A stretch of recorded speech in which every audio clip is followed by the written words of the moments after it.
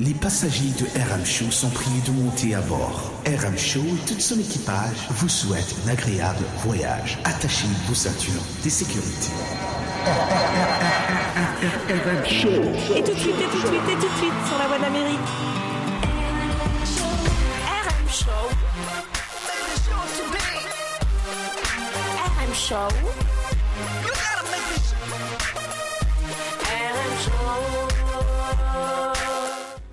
You are not alone. Vous n'êtes pas seul, tu n'es pas seul. Il y a bien sûr RM Show avec toi ou avec vous, qu'on sais-je. Les amis, sur le continent africain, il y a des associations locales dirigées par des autochtones professionnels de la santé et de l'éducation. Ces organisations œuvrent pour les enfants de la rue. Par exemple, leur offrant une protection, de la nourriture, un soutien psychologique, médical, l'accès à la scolarisation, bref, un avenir. Et aujourd'hui, nous avons l'honneur de recevoir dans le RM Show Madame Mafema, qui évidemment a une école à Kinshasa, la capitale de la République démocratique du Congo. Bonjour Madame Mafema. Bonjour monsieur. Quel plaisir, n'est-ce pas, de recevoir Madame Mafema pour la première fois dans RM Show, ici à la Voix de l'Amérique. Tout le plaisir est pour moi. Merci beaucoup. Mais bien sûr, avec moi aujourd'hui, France et Eva. France est revenue, Eva. Hein? Alors, elle nous avait manqué. Elle nous a manqué et aujourd'hui elle est là finalement. Vous êtes trop mignon. Trop mignon, oui. T'es trop mignonne, c'est ça. Oh. Alors, bonjour France. Welcome back, comme on le dit ici aux States. Bah, chez moi on dit Aquaba et je te dis. Aquaba? Ah bon, c'est comme ça? Aquaba, c'est quoi? C'est ici. Bonne arrivée, sois la bienvenue. Ah, d'accord. C'est dans quelle langue ça, Aquaba? Ah là, j'ai oublié, c'est en ami, c'est en accord. On l'a eu, tu vois là, Georges, on a eu Non, c'est dans une langue accord, si je me trompe pas bien, c'est en baoulé. Ah, ben d'accord. Ouais. Alors, bonjour Eva, quel plaisir de voir Eva. Eva est super cool, elle est prête pour les vacances, ça c'est sûr. Hein. Alors, les dames, les demoiselles, aujourd'hui nous avons le plaisir d'avoir, n'est-ce pas, Madame Mafema. Alors, Madame Mafema, nous parlons cette semaine des enfants de la rue, cette semaine dans RM Show, bien sûr. C'est quoi, en fait, d'après vous? Parce que nous savons que vous avez une école, mais d'abord même, avant de parler d'enfants de la rue, est-ce que vous pouvez un peu nous parler en bref de votre école? Et oui, j'ai une grande école où il y a les maternelles, primaires, secondaires. C'est une école qui est née en 96, comme on dit, sous une vision. J'ai eu cette école sous une vision avec des directives. Et en fait, quand j'ai eu la vision, 2 mois après, l'école est née. Avec maternelle, primaire et secondaire. Wow. Et dans les directives que j'avais eues, les directives divines, il y avait l'éducation des enfants, mais bien éduquer les enfants sur toutes les formes. Donc, corps, âme et esprit. Et avec les directives que j'ai eues, j'ai commencé. Donc, l'école est née le 2 septembre 96. Et l'école, comment vous appelez l'école?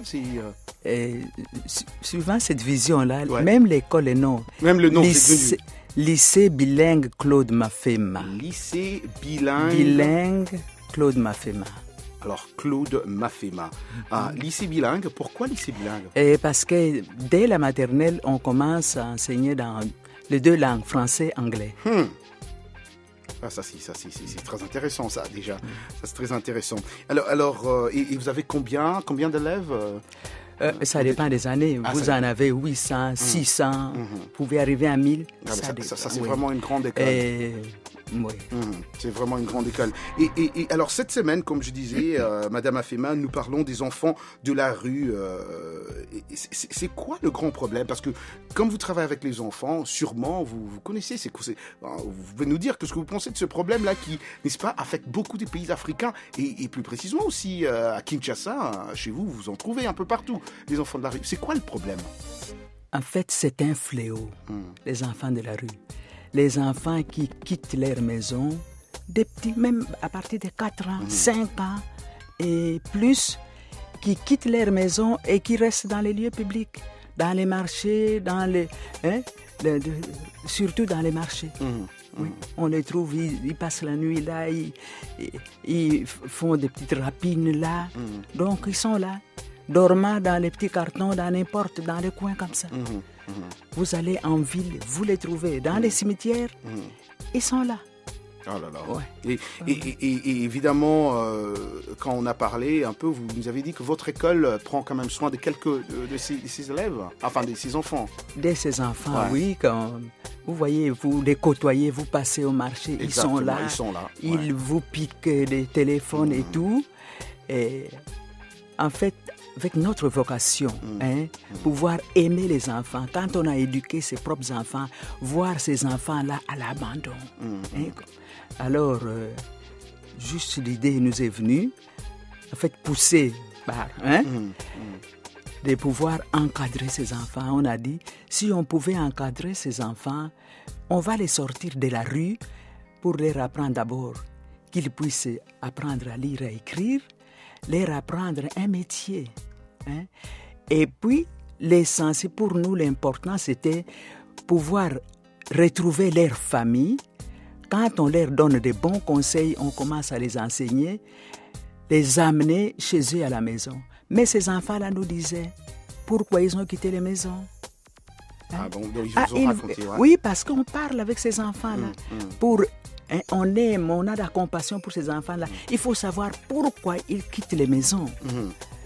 Donc, les enfants nous ont parlé. Il n'y a pas d'argent. Les parents se battent. Ils n'ont rien. Personne ne s'occupe d'eux. Personne ne pense à les envoyer à l'école. Ben, ils préfèrent aller chercher un peu d'argent dans la rue. Quitte à chaparder chez les gens. Ouais. Et avant de laisser France ou Eva aussi intervenir là-dessus, mais évidemment, maintenir une école comme la vôtre, n'est-ce pas, et aider ces enfants de la rue qui ne payent rien, n'est-ce pas, c'est pas chose facile pour l'école, n'est-ce pas, le lycée bilingue Claude Mafema. Et alors, avez-vous, comment vous retrouvez financièrement? C'est très difficile, surtout, enfin, vous voyez pourquoi les enfants quittent leur maison quand les parents n'ont rien. Donc, c'est très difficile de pouvoir s'occuper de ces enfants-là. Vraiment, il faut un charisme. Alors, pour s'occuper il faut faire le tout. Il faut essayer de créer quelque chose pour pouvoir avoir des moyens.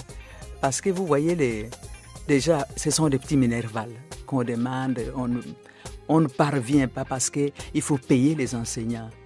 Alors, s'occuper de ces enfants-là, il faut trouver quelque chose, ce qu'on a fait, par exemple, des étangs, pour pouvoir vendre de tilapia, une porcherie, pour pouvoir suppléer, leur donner quelque chose, fait pouvoir y arriver. Autrement, c'est très difficile. On a la bonne volonté parce qu'on prend des enseignants pour enseigner ces enfants-là. Et c'est pas gratuit. Mais alors, il faut gratter dans son sac des petits dîmes, des petits salaires que nous avons pour pouvoir quand même essayer de payer ces enseignants-là pour l'école continue donner quelque chose à ces enfants-là, pouvoir leur donner parfois des chaussures, des habits qui ne font pas 2 jours, parce qu'il y a les aînés qui confisquent. Mais s'occuper de ces enfants-là, les charger, par exemple, j'ai dit, vous venez sarcler, venez avec moi aux étangs, nous sarclons, tout ça. Et après, j'ai dit, il faut que vous puissiez manger la sueur de votre front. Vous avez travaillé, on vous donne quelque chose, au lieu que vous allez quémander comme ça. Et un message, bien sûr, c'est ce qu'on a toujours essayé de faire. Mais, Madame Mafema, c'est vraiment une fierté d'avoir encore des gens comme vous, n'est-ce pas? Parce que c'est vraiment un grand problème partout en Afrique. France, tu es d'accord avec moi que, n'est-ce pas, aussi, il est d'accord avec ce... Oui, c'est vraiment un point très important. Non, on ne pourra pas éradiquer ça.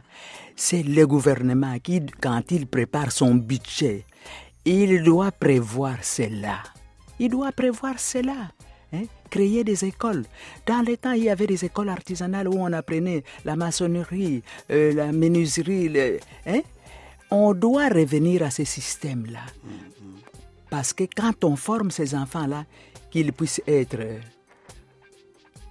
qu'ils puissent trouver du travail. Oui, exactement.